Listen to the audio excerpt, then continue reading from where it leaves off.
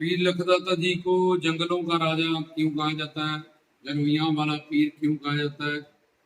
क्योंकि पीर लखदाता जी अपने मुरीदान के साथ जंगलों में, पहाड़ों में, ऊंचे पर्वतों में जाके उनको ज्ञान देने के लिए ले जाते थे। जो उनके साथ उनको चाहने वाले प्रेमी आशिक लोग चले जाते थे वहाँ रूहानी फैज और इल्म प्राप्त करने के लिए। तो इतने ऊंचे पहाड़ों में जाके बहुत ज्यादा धूप पड़ती थी, तो लखदाता जी अल्लाह के वली थे।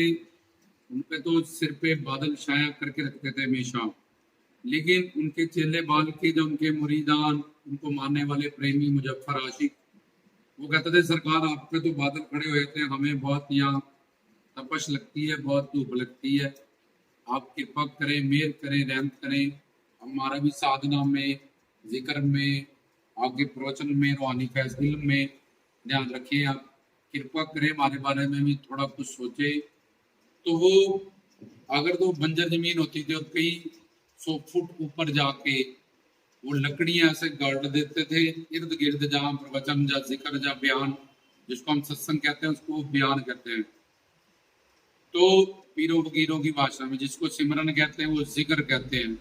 इल्म को ज्ञान कहा जाता है। तो जहाँ ज्ञान बांटते थे, रूहानी फैज होता है कि रूहानी ज्ञान अपने चेलों को, मुरीदान को देना। तो वो लकड़ियां गाड़ के वहां पे और अल्लाह का नाम लेके, कलाम पढ़ के उस पर जड़ डाल देते थे, तो वहाँ पेड़ पौधे बना देते थे उसी वक्त।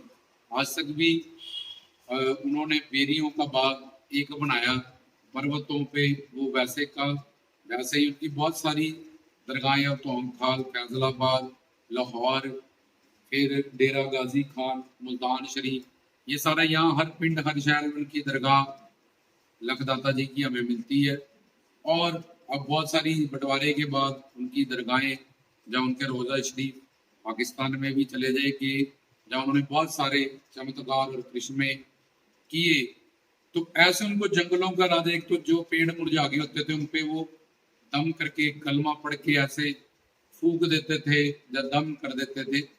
हीरो हीरो की भाषा में तो हरे भरे हो जाते थे पेड़, उन पे फल आ जाते थे।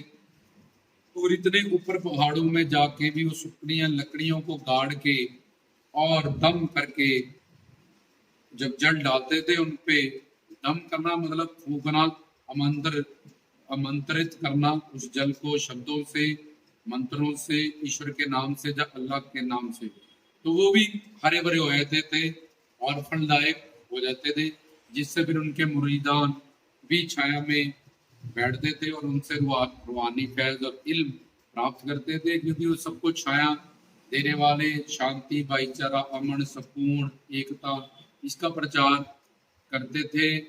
और बहुत सारे दिव्य गुण उनमें और शक्तियां थी पीर लखदाता जी में।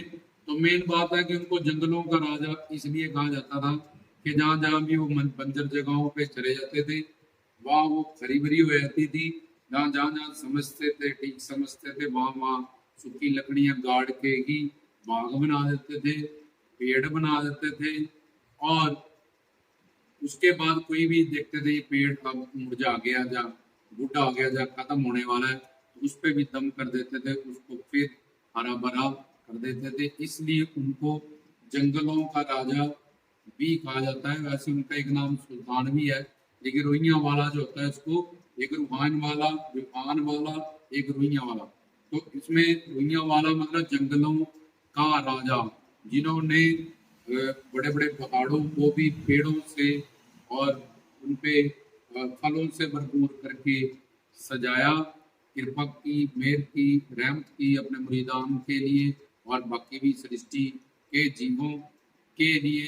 पशु पक्षी जो वहाँ बैठे जाए, जब उनके नीचे कोई आने जाने वाला वो छाया में बैठे, और सब दुनिया को भी वो छाया अपने ज्ञान की, प्रेम की, इल्म की प्रदान करते थे। तो इसलिए उनको जंगलों का राजा भी कहा जाता है। जो पेड़ मुरझा जाते थे, जब बुढ़े होके अपनी अवधि पूरी करके गिरने वाले होते थे, उनको भी हरा भरा वो कर देते थे, जिससे उनका एक नाम जंगलों का राजा भी पड़ गया, रोहिंग्या वाला पीर उनको कहा गया।